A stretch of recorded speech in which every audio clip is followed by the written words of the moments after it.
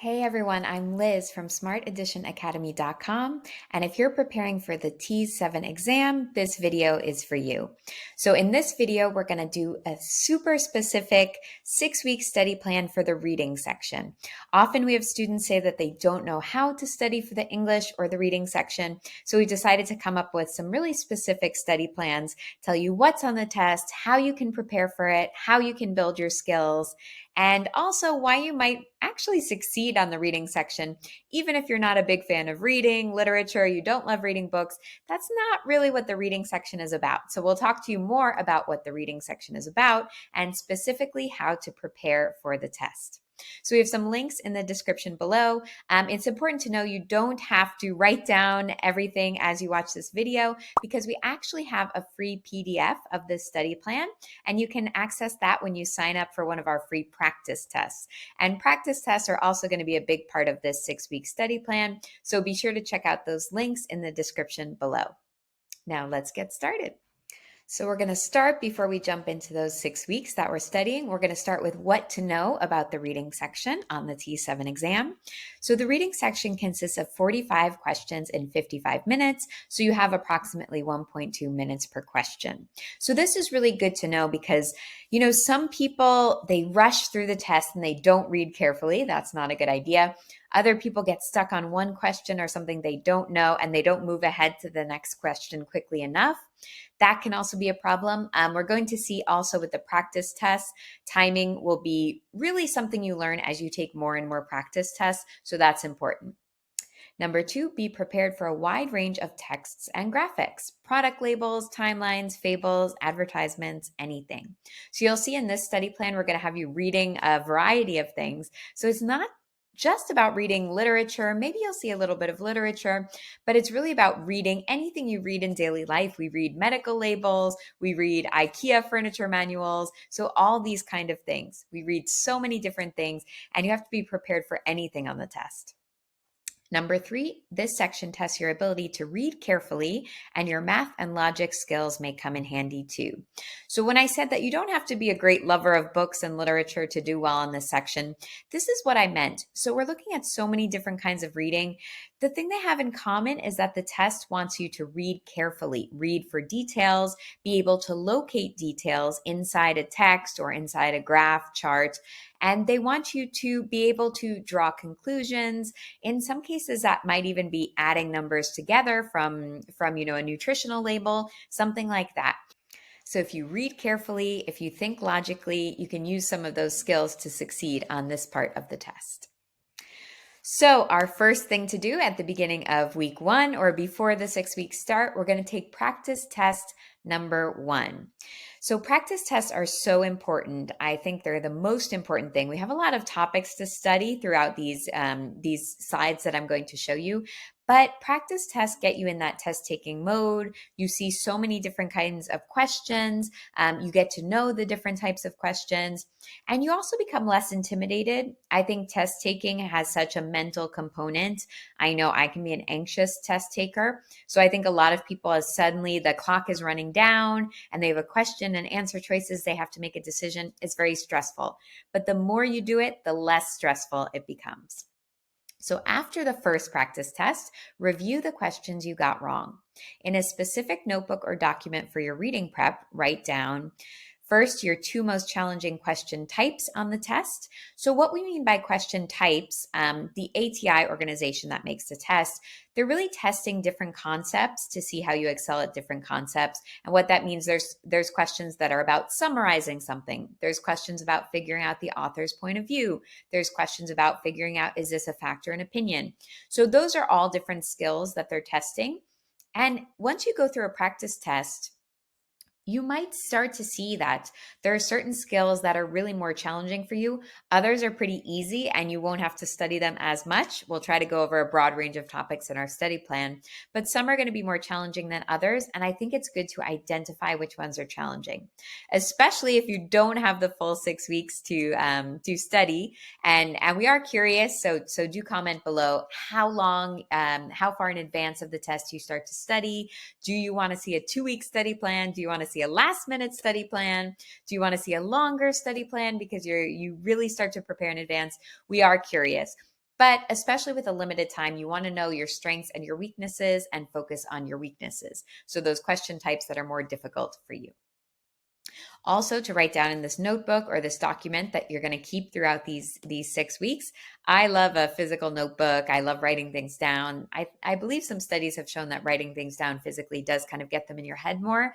But it's up to you, whatever works best for you.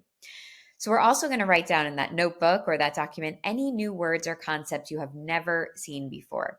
So if suddenly you see the word flowchart and you've never heard of a flowchart, you don't know what that is, that's something to write down. Or if it's a vocabulary word you've never heard of before or you can't define it, that I would put in the notebook, because then that's something new that you've learned from the practice test, which is great. So here we are, officially week 1 of our study plan.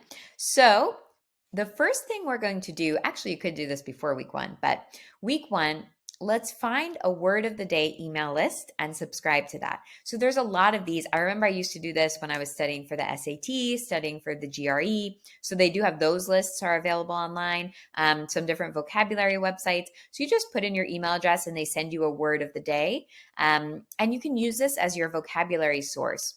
So I want you to find 5 new words that you don't know and put them in your notebook every week. And you'll see that we're actually going to repeat this every week. The reason that we're going to repeat this every week is because it's very difficult to study a long list of vocabulary words all at once. Vocabulary is really useful on the test because it will help you understand the passages, the texts better, could help you understand the questions and answers better. But you can't study it all at once. You can't learn it all at once. So I would really do a little bit at a time. So that's how we're going to approach that. Next, we have our topic of the week. So how we've created this study plan, we've basically gone through the major topics that the ATI tests on this reading section, and we've tried to break them down so you have about an equal amount of concepts to study each week, and we've covered the main concepts. So this should get you the majority of the tests covered in terms of topics. So the topics for this week, which are all kind of connected to each other, reviewing what is a topic, what is a topic sentence, how is a topic sentence different from a main idea, what are supporting details, what do we mean by that? And then something that is often tested on the same kind of text, but it could be a different topic. Review what makes a good summary. So if we're summarizing a text, what does that mean? Do we write some new facts about the text, or are we restating? Maybe it's that one. All right, so every week of this study plan, we're going to have our topics to review, and then we're going to have a reading of the week. So this is actually a reading assignment. So this one is find a campaign speech from a politician online and read it. So this one, you really have freedom. You can choose a politician you like. You could choose a really famous speech like the Gettysburg Address by Lincoln, or, the inaugural speech by JFK. There's a lot of political documents online that are public and free to access. So choose one that interests you, or you can choose the shortest one you can find, whatever works. Next, I want you to read it carefully, and answer these questions about it. So what is the main idea of the speech?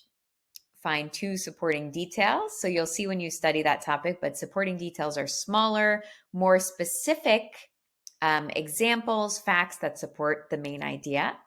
And then summarize the speech in 2 sentences so you can practice summarizing. And by the way, you could either find your campaign speech and then answer these questions, or this is an alternate way to actually take the test and approach things. You could read these questions on your PDF that you get when you access our free practice test. You could read the questions and then go find a speech and read extra carefully when you're reading that speech, because I'm looking for supporting details. I'm looking for a main idea. I want to summarize this after. So you could have a different approach where you read the questions first. And we'll actually talk about that strategy for the test at the end of the video. So we're on to week 2 of our study plan. Congrats, you've made it through 1 week. We're going to continue learning our vocabulary. So this week, hopefully those emails are still flooding your inbox. You're going to learn 5 more new vocabulary words. Put those in your notebooks. You're going to be growing a list as we go. I actually love studying vocabulary just because it's something you can easily do, make yourself a nice latte or a nice treat and just take some time and sit in a cozy spot and drink some tea or whatever you want to drink and go over your vocabulary in your notebook. Because this is something you do every week, it can become kind of like your ritual or your time that you set aside to study these words. Next, our topics of this week. So this week, week 2, we want you to review what is a fact, what is an opinion. If I say Colgate is the best toothpaste, is that a fact or an opinion? What do you think? That's my opinion because I use the word best. Review what makes a good argument. So if we're trying to say, was the author's argument good and convincing, what makes it good or bad? And then review sources. So what's a primary source, secondary, tertiary, a biography, which type of source is that? Those are all things you want to study this week. Now let's go over to our reading assignment. So let's try, we're going to read what you have to find and then the questions, and then you'll go find it and you'll know the questions ahead of time when you read. So the reading of the week is to read a newspaper op-ed, online or in print. So op-ed, it stands for opposite the editorial page. Luckily, I know all this. My dad is a journalist, a lifelong journalist. But if you don't, op-ed is really someone giving their opinion. So these days, now that everything's online, we would probably call it an opinion article. You could also Google that. So you can Google op-ed and the name of your local newspaper or a newspaper you like. You could Google opinion article, and you'll find some different articles. You can also look for a topic that interests you. We're giving you a lot of flexibility in these readings. We want you to read a variety of things, but if it's something that interests you, that's even better. So for example, if you see an op-ed, oh, children should all learn coding in school, or children should all learn Spanish in school, or we need to get rid of, plastic straws. I think they've done that already, but the environment, sports, education, whatever interests you, you can search for an opinion article about it. Then we're going to ask you, so if you print out the PDF or if you use the PDF on the computer, you can, type in your answers to these. I think that would be a great way if you want to be really structured with our study plan. You can actually write out the answers to all these questions. So find one fact in the op-ed. So a fact would be something like, 45% of students reported feeling insecure about their math ability, whatever it is. Find one opinion in the op-ed would be something more like, I believe everyone should learn coding, something like that. It's really the author's opinion. Does the op-ed cite any sources? If so, are they primary, secondary, or tertiary? So does the op-ed cite, a scientific study or a biography or, depending what they use to kind of back up their claims? Next is a little bit more kind of taking it to the next level of analysis. So are you convinced by the argument? Why or why not? So here you're going to use that information you studied about what makes a good argument. And you're also going to use kind of reflect on your own feelings about it. So once you've looked at how many facts are in here, how many opinions, are you convinced by the way this person writes? And that's a really good activity to kind of analyze how people write, what makes writing effective. So that's an important part of this reading section. Okay, so we're already on to our number 2 practice test. So we finished weeks 1 and 2 of studying. We're actually going to take another practice test already. As I said, practice tests are so important. If by the end of taking all these practice tests, you're just bored and you say, oh, another test, okay, I'll just go through. That's actually a good thing because you've become so familiar with the format, with the timing, with the types of questions that it's very routine for you and it's not scary and intimidating. So after the test, of course, again, review the questions you got wrong. In that same notebook, write down your 2 most challenging question types. Maybe this test will be a little bit different. Maybe this test you had problems with other topics that we haven't studied yet. Problems with vocabulary or problems with drawing a conclusion or something like that. Write down any new words or concepts you have never seen before. So in addition to growing that vocabulary list in our notebook, we're also growing our list of concepts and vocabulary from the practice tests. And then write down your progress since practice test number 1. I said in some other videos, we have some different study plan videos. So check out also, I did one on the ELU, the English section. I said the same thing, but There's times when actually your practice test score will go down on the second test. That's actually fairly common when you start studying because you get a little bit in your head about the topics you don't know. You're trying to adjust to your new way of learning new things at the same time as taking this practice test. So it's possible your score will go down. Don't panic about that. That's actually pretty normal.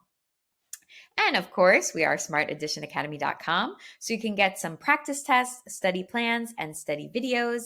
And you can get our T7 online course. The great thing about the online course is all these topics of the week that I'm talking about. What is a fact versus an opinion? What makes a good summary? What is a topic versus a topic sentence versus a main idea? All of these are in that online course. So it's actually really easy if you decide to take our online course because this matches up really well our study plan and the online course. So if you want to check that out, of course, smartadditionacademy.com. All right, week 3. So we're basically halfway through our study plan. So we're moving along.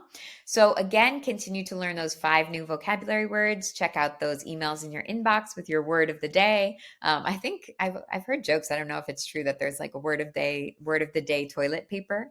So if you want, or there's a word of the day calendar, that's for sure. So whichever method, if you like a more old school, a more quirky, or just an email in your inbox or an app for vocabulary, whatever works best for you. The most important thing is to regularly be learning new words. So, the topics of the week, we're going to review author's purpose. So, why did this person write this text? Are they trying to inform us with some educational type content, persuade us with a lot of descriptive language, or entertain us with some storytelling, a narrative, a twist, interesting characters, humor, suspense, drama? So you can review what these mean and how do we identify which type of text it is. And then review author's point of view. So how does the language that the author uses express how they feel about the subject? You know, sometimes you read an article and it's very clear journalists are supposed to be neutral, but sometimes the way journalists write about a certain politician or a certain celebrity, they use a lot of kind of critical language. So you might see that in a text and you know, oh, the author doesn't like this person or this topic.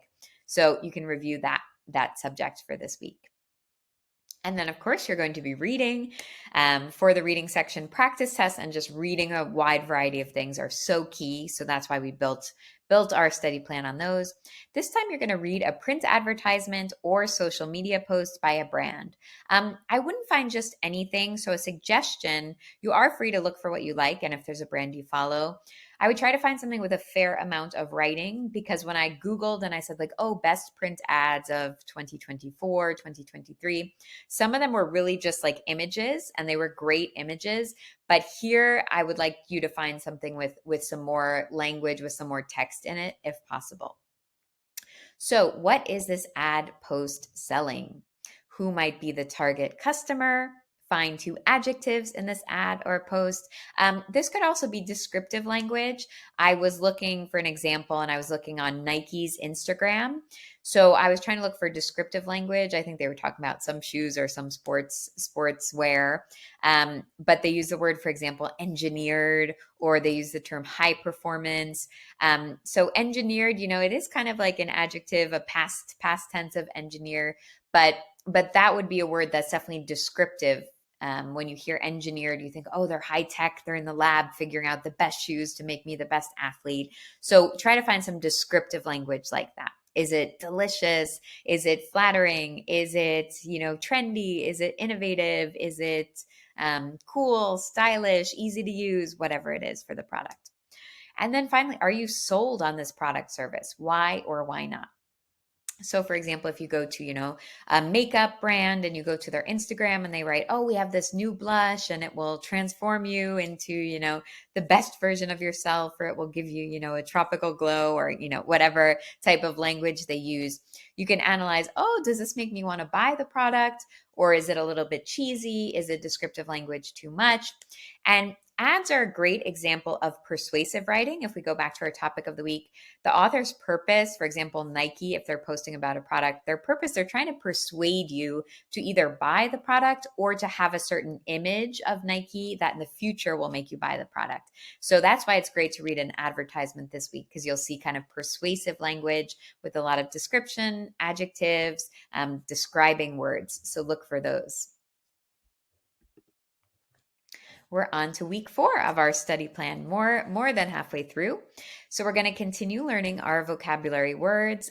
If you have a bit of extra time, you can go back and review all the vocabulary you've done since the beginning. We are going to do that at the end. So our topics of the week: what is the difference between tone and mood? Well, that's for you to study this week. Then the literary devices: metaphor, simile, allusion, personification. So if you didn't love English class, literature class, these are not a big topic. I would say we want you to review them because they can also connect to the tone or the mood. So for example, the author's tone, if they want to be really funny, they might do a silly metaphor like, oh, my brother was a mountain goat because he liked climbing everything in the house, something like that. So learning about those or seeing examples of those can help you figure out the tone of a piece. So that's why it could be useful. But if you really hate, analyzing literature, don't worry about that too much. Although our reading of the week is a bit of literature, but you'll get some freedom in what kind of genre you like. So this week we suggest reading a flash fiction story. So of course you can Google a flash fiction story. You can also Google what the genre you like. So if you want a flash fiction romance, sci-fi, fantasy, funny one, whatever you want. Flash fiction is just a really short story. If you want to read a full short story, you can, but short stories are not always as short as you would think. So a flash fiction will be much shorter and quicker for you to read. So as you go along, or after you read, or before you read, you can have these questions in mind, and then after you can answer them, of course. What are 2 adjectives for the tone of the story? So if you read something in the style of like Edgar Allan Poe, he would write, scary, ominous, mysterious, threatening, something like that. But some other stories are going to be funny, playful, humorous, or sarcastic, or serious, or sad, or sentimental, or, basically just the author's way of talking about the subject. So that's really, really the tone, the words they choose, the descriptive language they choose, the metaphors and similes that they use. Are we more in they're trying to set a scary tone? They're trying to set a funny tone? What is the author doing with language? Then find one literary device in the story. So maybe find a metaphor, find a simile, which is a comparison using like, as, or comparing language. Allusion is a reference to something else. So if your flash fiction story has a reference to Bart Simpson, that's outside the story, so that's an allusion. Or personification, if you say the sun smiled down on us, well, is the sun really smiling? No, it's not a person, but that's a literary device that counts for you. Then we're going to do a little bit of vocabulary work within context, which is really important on the TEAS 7 exam. It's more about understanding vocabulary from context.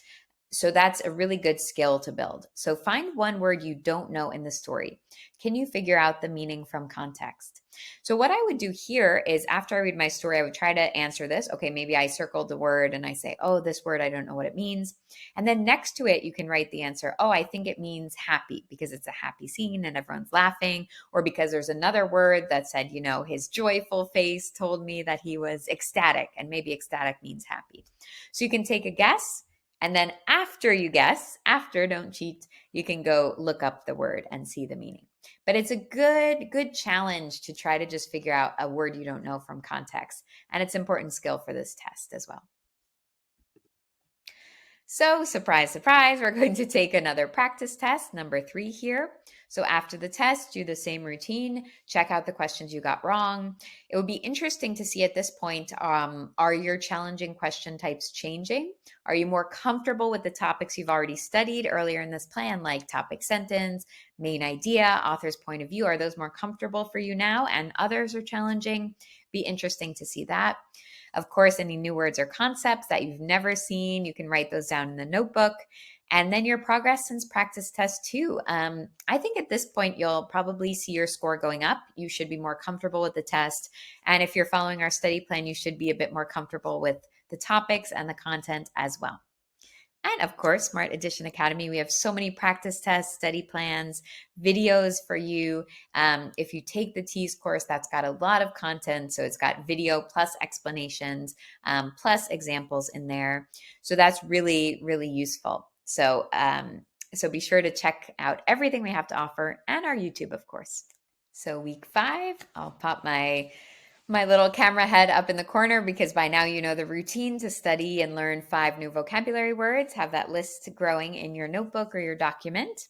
Then on to our topic of the week, genres. So genres, basically how is a bookstore or a library divided? Well, there's, fiction versus nonfiction. Those are big categories. And then within each of those categories, there's many more genres, so you have to know those as well. So what is an autobiography? How is it different from a biography? What is a fable? What is a legend? What is a novel? So review all of these types of things. It's not too complicated because there is a lot of memorization involved. But you may have to recognize, for example, if the test gives you a fable, you might have to recognize it practically and not just, know the definition. So try to learn those well.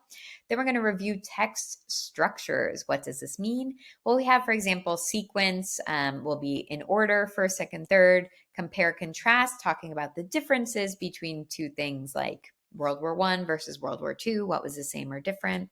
A problem and a solution. So you have something that's wrong, something that you're trying to figure out, and then someone provides a solution. You'll see this in different texts. You could see this in an advertisement. If you think of all those ads that say like, oh, do you have flaky, itchy scalp? We'll try, this dandruff shampoo. So something like that. And then description. So that's really painting a picture of a place. So if I talk about the park and the trees were green and the sun was shining, the birds were singing, that's a descriptive thing. Then review the types of writing. So narrative, expository, technical, persuasive.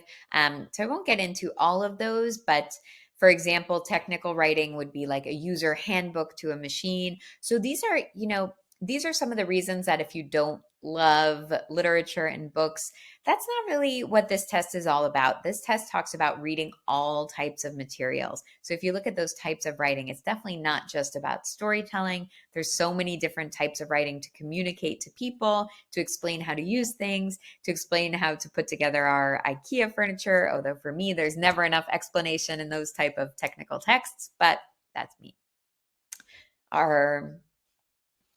On to our reading of the week. So I think this one is pretty fun. If you like to cook, read a recipe.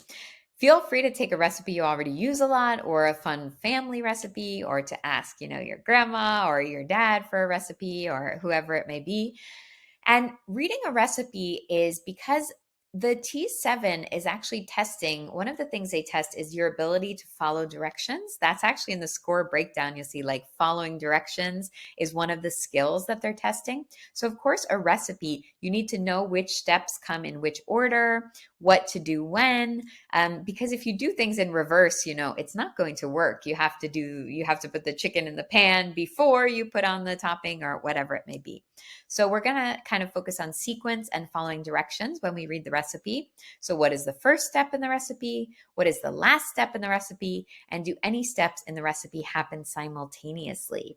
So the TEAS will often test, your ability to understand what's happening and your ability to comprehend words like while or at the same time. So something like that. So while the chicken is cooking, prepare the sauce on the side. So those two things would be happening at the same time. All right. So maybe you can read your recipe and then you can cook something delicious as your treat for finishing week 5. And then we'll go on to week 6. All right, so week 6, of course, we're going to learn our 5 new words, of course. We're going to review text features as one of our topics of the week. So titles, headings, subheadings, tables of contents, indexes, bulleting, italics, sidebars, footnotes, endnotes. So try to remember the definitions of these. If you can recognize them, what does an index look like and what information is it giving me? What's the difference between the heading and the subheading? What's in the table of contents? So these are all things to review if you haven't seen those in a while. I hadn't really seen those since school. I had seen them in books, but I didn't remember exactly the function of each or the name of each. So something to review. And then graphics. So we're really not too much into text and storytelling and those kind of long texts this week. We're looking at graphics. So diagrams, flowcharts, bar graphs, pie charts. When do we choose to use a pie chart versus a bar graph? What is a flow chart? What's the key element of a flow chart? So hint, it's all about sequence and the order of things. So if you haven't seen these in a while either, you can review these. And again, as I said, you don't have to be a star English student or a great writer or even a big reader to do well on this test.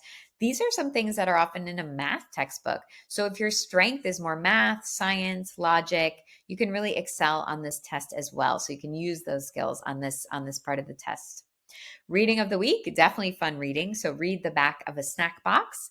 As I used to read the back of the cereal box, of course, when I was young, cell phones didn't exist. I wasn't allowed to watch TV and have breakfast. So I was there reading the back of the cereal box, which had way too much sugar now that I look back on it. But, this shows us that anything you can be reading and reading for detail is good practice for our reading section here. So read the back of that snack box, whatever snack you prefer. What is the serving size? How many serving sizes are in the box? So there might be a little math calculation there. Is this snack healthy or unhealthy? How do you know? So that's more taking the nutrient type information and comparing it to daily values and a little bit more analysis on your part. But we finish up with a great example of why this test or this part of the test should not be too intimidating. Even if your strength is more on the math and logic side, then you can use that knowledge here. And we've finished week 6, but of course, what do we have to do next? Of course, we have to take a practice test. So this will be our last practice test before the real thing. By now, you should feel comfortable. You should feel comfortable with the timing.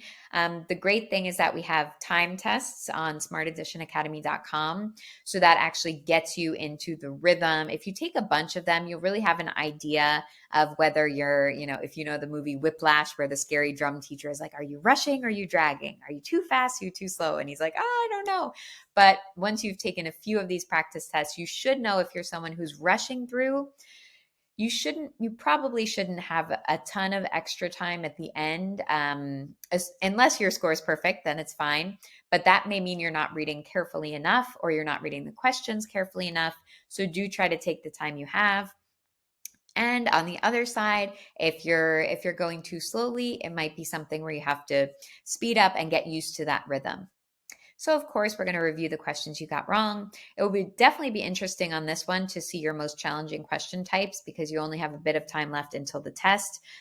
So those are going to be the parts you're going to focus on. I would probably put aside the other things at this point and focus on your biggest challenge. And then any new words or concepts and your progress. I imagine you'll see some progress by now.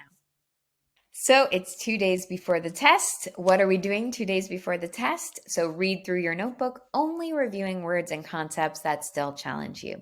I think a big mistake that a lot of students I've worked with and I've tutored, a big mistake, a lot of students just think, oh, I'm studying. Okay, so I'm going to take this notebook and I'm going to reread everything in a list. I wouldn't do it. You're wasting your time. I would honestly, now, if you know something and you know it, cross it out. Focus only or highlight the things that are difficult. Focus only on what you don't know at this point. Because the other things, no, it's a waste of time. Don't review things you already know. Review the structure and timing of the reading section. Okay, so this you might already know, but we'll do a little refresher that it's 45 questions in 55 minutes. And by now with the practice test, you should have a better idea of your timing. But an important thing, choose your strategy. So as I mentioned before, it's possible to either read the text and then read the questions or skip ahead and check what the questions are and go back. The only thing that makes this a bit complicated is depending on how you take the test, you might have to flag the questions and then come back to them, or you might have to put a temporary answer and then come back and correct it when you actually read the question. So here I say, if you're a really nervous, stressed person, or maybe you have a little bit of trouble with organization, you might want to just stick to the normal order that the test will give you, where you read the text and then you go on to the questions and answer them as they come and give your best answer. If, on the other hand, you're someone who finds that when you're reading the text, but you don't know what the questions are yet, it kind of goes in one ear and out the other. It's not through your ears, but in one eye and out the other. If you're just kind of spacing out, okay, Jack and Jill, they went up the hill. Okay, there was some water, because you don't know what you're looking for. But suddenly when you know, when you've gone ahead and you've peeked at that question and you see, okay, what's the relationship between Jack and Jill? I don't think that's in the rhyme, but suddenly you're reading with a specific eye to say, oh, okay, I need to read and look for their relationship. Are they brother and sister? Are they enemies? What's going on between Jack and Jill? So if you're someone who has trouble focusing on the passage, I would try to read the questions first and then read with a more focused eye of what you're looking for. It's really up to you. You can succeed either way. So that's really, really your choice there. Personally, in the past, I've looked at the questions first. That works for me. But I was also in the past taking a lot of paper tests that were so much easier to do that on. So it's really up to how comfortable you feel with the test taking, and yeah, depends on your skill set, basically. Okay, so we're only one day left before the test. So if you've seen my other video, do check out my other video with the English language section study plan, because that's a good partner to this video. So we do have a specific 6-week study plan as well for the English section. This one's for reading, so we do have both. But as I said in that one, you should relax the day before the test. This is not just, oh, to make you happy at the end, I made you work so hard. I really feel, and in my experience, this has worked out well for me, that if you've worked hard all the way up until now, I actually believe that studying last minute can hurt you. This depends on the person. So I do have some friends who do everything last minute and they do so well. So if you're like that, you can take my advice with a grain of salt. But I think if you've followed our 6-week spaced study plan, you can really relax this day. Don't go looking for new concepts, new questions, the most difficult vocabulary words, because if you find them at the last minute, you're going to know that they exist. They're going to have time to make you nervous, but you're not going to have time to fully understand them well enough to answer a question. So stick with what you know up until this point. You've studied a lot. You know a lot. You don't have to know 100% of everything to excel on the test, but you have a wide range of knowledge from these 6 weeks of study. And it's really good to get into a headspace where you feel relaxed, you feel confident. You're kind of letting the information, I feel like, gel in your mind, like you're letting what all you've worked on, it's kind of coming together in your brain. So, you can go for a walk, you can watch a movie, you can watch a TV show you like, see your friends, see your family. Definitely get enough sleep and make sure you're taking care of yourself, if that's possible. And, be in the best positive, relaxed kind of mindset that you want to go into the test. Because if you've followed this, you've really prepared a lot. You're ready. I believe in you, and I think you can relax and then do a great job on the test the next day. So thanks for following along with this study plan. Do comment below, because we're in the process of, we're always brainstorming new video ideas. And I think actually this video came from feedback. Students wanted a really specific study plan. So we do listen to your comments. We love your comments. We're really happy to get suggestions of content to create to help you out. And of course, check out smartadditionacademy.com. Check out the links in the description below. We have this study plan that I've just gone through in PDF for you. So you could always print that out and actually answer the questions and write the answers old school with a pen like I love to do. We have the practice tests that, as I've said, are so important. And we have so many resources for you. So check us out, follow us, give us a like, and see you next time.